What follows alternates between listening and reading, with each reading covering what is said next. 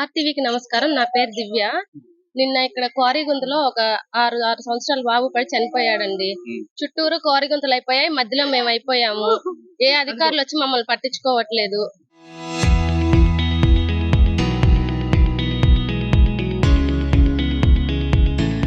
పిల్లలు ఆడుకుంటా వాళ్ళు ఒంగోలు నుంచి వచ్చారు సెలవులకి.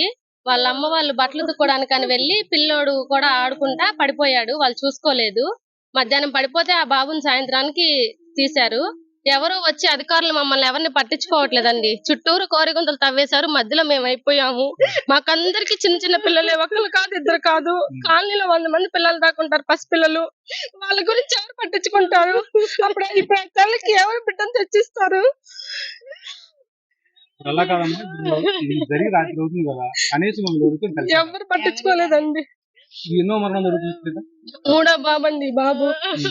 కనీసం ఇప్పుడు అంత గుంట జరుగుతుంది.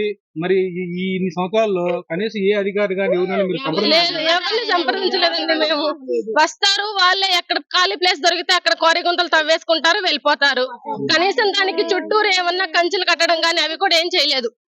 ఊరు ఎంట్రన్స్ లోనే ఒక క్వారీ ఉంది. దానికి ఇట్లాగే మేమే మాట్లాడుకొని ఆ క్వారీ గుంత తవ్వించిన పెద్ద మనిషితో మాట్లాడితే ఊరు ఎంట్రన్స్ కాబట్టి అక్కడ కంచి కట్టించారు అంతే. ఈ పక్కన ఇంకా చుట్టూరు క్వారీ గుంతలో ఎక్కడ ఏ కంచా లేదు. పిల్లలు కాలు వచ్చిన పిల్లలు మేము ఎంతసేపు ఆపుతామండి? వాళ్ళు ఆడుకుంటామా, అటు వెళ్తారు ఇటు వెళ్తారు. వాళ్ళు ఎటు వెళ్తున్నారు మాకేం తెలుస్తుంది? ఇళ్లలో పనులు చేసుకునే వాళ్ళకి. లేదండి, ఇక్కడే స్కూల్ ఉండేది. ఆ క్వారీ గుంతకు ఎదురుగానే ఆ క్వారీ గుంత మూలాన ఆ స్కూల్ కూడా తీసేశారు. అవునండి. మరి పిల్లలు ఎలా చదువుకుంటున్నారు? లేదు, ఓపెన్లాడిపాలెం వెళ్తారండి పిల్లలందరూ ఆటో మాట్లాడుకొని. ఇప్పుడు ఈ అంబేద్కర్ కాలనీ ఇప్పుడు ఇక్కడ వచ్చి ఎన్నాళ్ళు అవుతుందండి? ఇదే అండి 12 సంవత్సరాలు దాటిందండి. 12 సంవత్సరాలు ఇక్కడ స్కూల్ అనేది లేదా? లేదండి. మరి ఇప్పుడు పిల్లల భవిష్యత్తు ఏంటి? వీళ్ళందరూ ఓపెన్లాడిపాలెం వెళ్ళి చదువుకుంటారండి, ఆటో మాట్లాడుకుంటారు. ఆడుకుంటారు. ఈ ఆడుకునే ప్రదేశం కనీసం ఇక్కడ చుట్టుపక్కల ఇంత పెద్ద గుంటకి కంచి ఎవ్వరు వచ్చి మాట్లాడేది లేదు. వస్తారు గవర్నమెంట్, వాళ్ళకి కావాల్సిన వరకు ఎంత లోతు కావాలో అంత లోతు తోడుకొని అంత మట్టి లారీల్లోకి ఎక్కించుకొని వెళ్ళిపోతారు.